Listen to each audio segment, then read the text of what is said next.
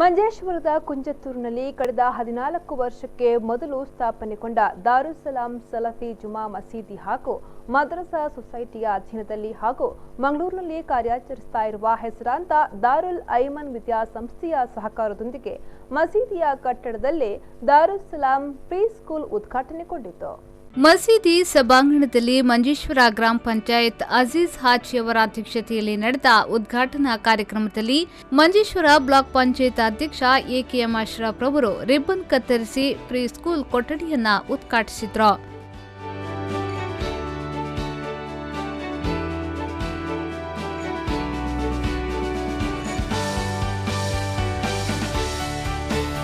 ಬಳಿಕ ಮಾತನಾಡಿದ ಅವರು, ಜಗತ್ತಿನಲ್ಲಿ ವಿದ್ಯಾಭ್ಯಾಸಕ್ಕೆ ಅತಿ ಹೆಚ್ಚಿನ ಮಹತ್ವವನ್ನ ನೀಡಿದ ಧರ್ಮವಾಗಿದೆ ಇಸ್ಲಾಂ ಧರ್ಮ. ಭೌತಿಕ ಶಿಕ್ಷಣದೊಂದಿಗೆ ಇಸ್ಲಾಂನ ಅರಿವು ಕೂಡ ಅಗತ್ಯವಾಗಿದೆ.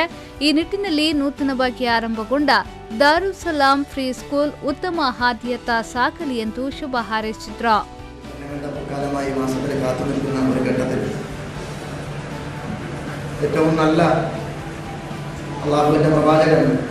സല്ലല്ലാഹു അലൈഹി വസല്ലം ഏറ്റവും ഒരു മണിമുത്തുകളിൽ പറഞ്ഞൊരു വാചകം, വിദ്യാഭ്യസിക്കുവാൻ നിങ്ങൾ ചൈനയിലെങ്കിലും പോയി വിദ്യാഭ്യസിക്കണമെന്ന് പറയുന്ന ഒരു മണിമുത്ത് നമ്മൾ പലപ്പോഴും നമ്മുടെ പ്രഭാഷണങ്ങളിലും എഴുത്തുകളിലൊക്കെ വായിക്കുകയും കേൾക്കുകയും ചെയ്യുന്ന ആളുകളാണ്. ലോകത്ത് ഏറ്റവും കൂടുതൽ വിദ്യാഭ്യാസത്തിന് പ്രാധാന്യം കൊടുത്ത ഒരു മതമാണ് ഇസ്ലാം എന്ന് നമുക്കറിയാം.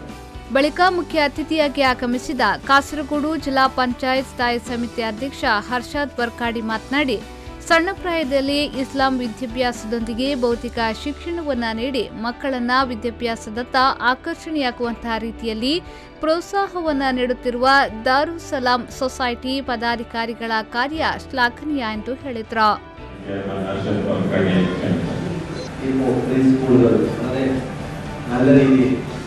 പ്രവർത്തിച്ചുകൊണ്ടിരുന്ന കാഴ്ചപ്പാടുകൾ കാണാൻ സാധിക്കുന്നത്.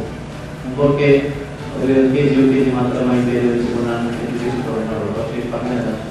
ചെറിയ കുട്ടികൾക്ക് ഈ രീതിയിലുള്ള പ്രീ സ്കൂളുകൾ തുടങ്ങിയപ്പോൾ അവർക്ക് ചെറുപ്പത്തിൽ തന്നെ ഇസ്ലാമിക് പരമായ ഒരു എഡ്യൂക്കേഷൻ കൊടുക്കുന്ന ഒരു സ്ഥാപനമായി ഇങ്ങനെയുള്ള പ്രീ സ്കൂളുകൾ ഇപ്പോൾ തുടങ്ങിക്കൊണ്ടിരിക്കുകയാണ്. അത്തരത്തിൽ മഞ്ചേശ്വരത്തിൽ തുടങ്ങിയ ഈ ഒരു പ്രീ സ്കൂൾ നല്ല രീതിയിൽ ಬಳಿಕ ಮಕ್ಕಳಿಗೆ ಪಠ್ಯ ಪುಸ್ತಕಗಳನ್ನು ವಿತರಿಸಲಾಯಿತು.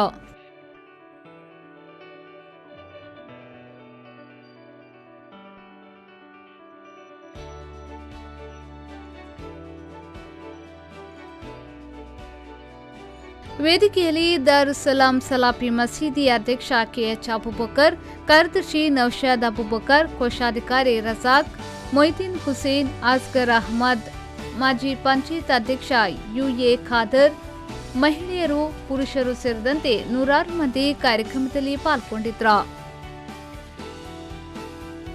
ರೆಹಮಾನುದ್ದೀನ್ ವಿ4 ನ್ಯೂಸ್ 24/7 ಮಂಜೇಶ್ವರ.